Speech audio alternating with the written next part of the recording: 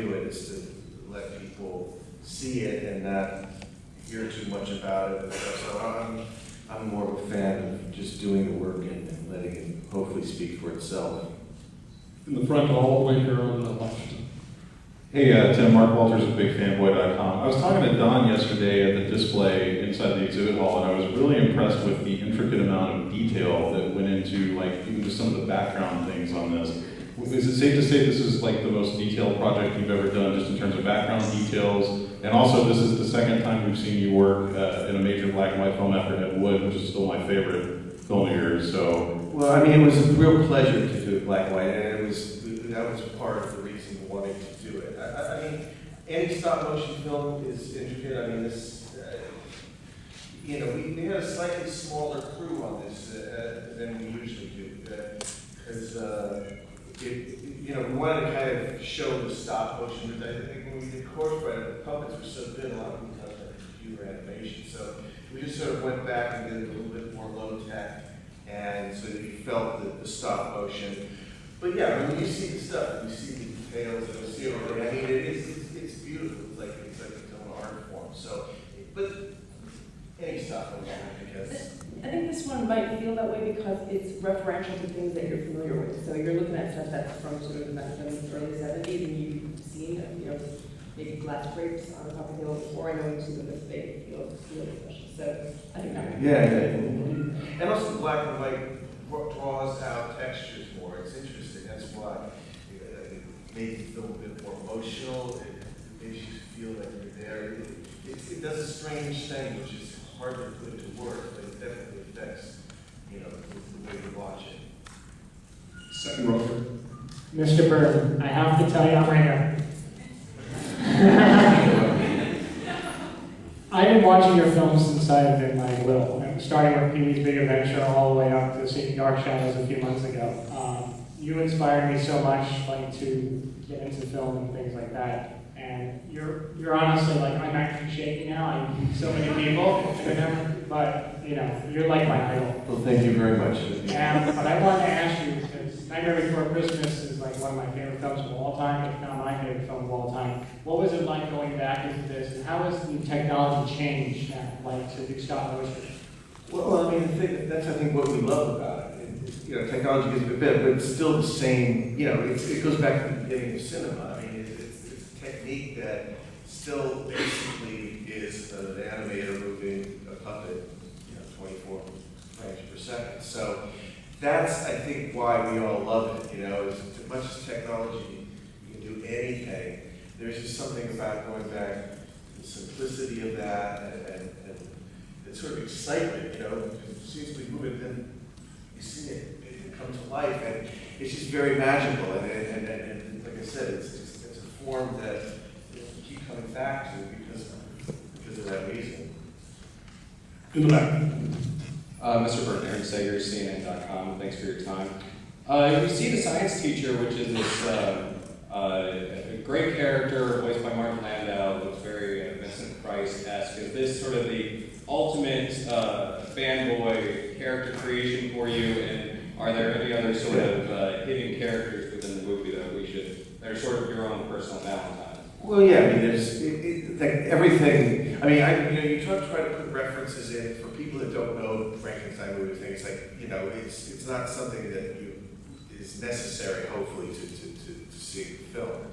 But yeah, I mean, from the kids to remember the kids that I went to school with, the teachers, Vincent Price.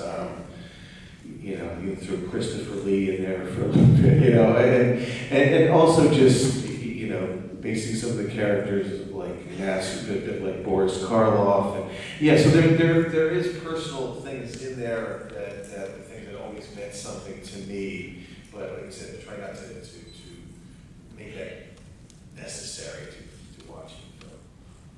On the far right of the front row. Jimmy Aquino, Comic Books Insider, how are you? Tim, I'm curious, since we're at Comic-Con, do you have any desire to take any of these properties or anything original and write and or draw your own comic? What, here right now?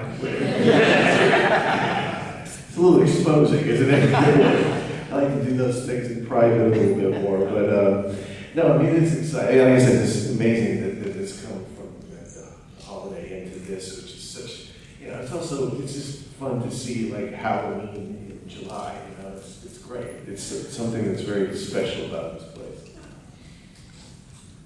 And there's a back on the left. Question for Atticus. As a member of the spooky movie, can you tell us about the last nightmare you had and what scares you? Okay, I better not see you in the parking lot with this, but no, but what freaks me out the most would probably be like spiders and or any arachnid, really. That's probably what does it for me. I pretty much just have nightmares. Well, I'll pick up a cookie and it's there on the cookie and it just looks at me and then the rooms melt and fall apart and then they all just come after me and I run and I can't get away. But no, but it pretty much any arachnid will freak me out.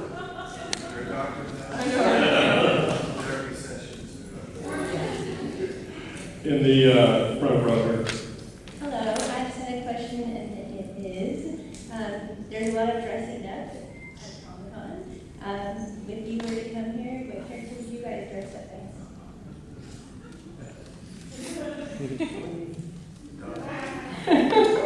I'm actually in touch right now. Yes, I've come disguised as a human being.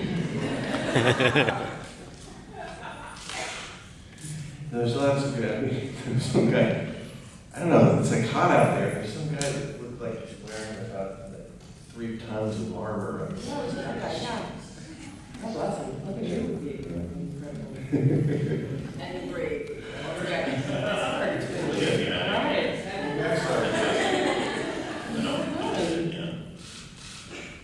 Over here in the second row.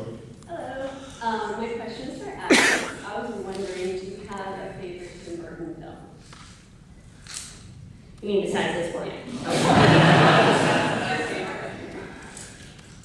I would probably have to say Corpse Bride, because that was one of the first I've seen, and I really did like that one, and I like the animation and everything.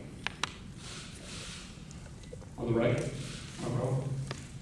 Hi, question for Mr. Burton. The original Frankenweenie short was really, really fantastic and really, just like concise, small movie. I was wondering, was it a challenge or what's the difference in the creative process of expanding and adapting a short into a feature-length film versus a fully original idea? Yeah. Well, it wasn't too much of a stretch because, like I said, the heart of the story is the same, and like I said, it's just having some of these other characters that were sort of rattling around. It didn't make it seem like it was a different thing. I mean, that's why I feel proud about it, that it doesn't feel like it was a short that then we're sort of padding out into, it gets to explore like kid politics and the way kids are with each other, and we have teachers and things. So for me, it didn't feel like it was a padding thing or a stretching thing. It felt quite natural, which is, if it hadn't felt that way, it probably wouldn't have been worth doing. I mean, it's important that it works as its own thing. All the way across here on the left in the front. Hello, Tim. Do you ever ask your cast or crew to watch some of these older films that you get insight from? And if so, which ones? No, I don't there's obviously lots of references, but I did not so much with the cast. With the DP, I talked about a lot of, because it was important to kind of get the emotion, the sort of lighting that he did a really great job getting the kind of lighting we learned. So in that particular case, I probably just showed him some, the old Universal things and just try to capture that. And going back to those really old ones, there is amazing photography in it. So that was important to try to capture that. But I try not to get too many real specific references just because you want everybody to kind of be their own thing, I mean, I talked to Atticus a little bit about Peter Lorre, but it's like not too much, you don't go too far with it. Front row here. Hi, Tim. I'm a big fan of yours and very excited to see Frankenweenie. But could you tell us, looking at the span of all the films you've worked on and created over the years, is there one that stands out as a favorite? I know it's hard to pick. Yeah, it's hard. Could you tell us why? Yeah, well, I think It is hard to pick, because you spend so much time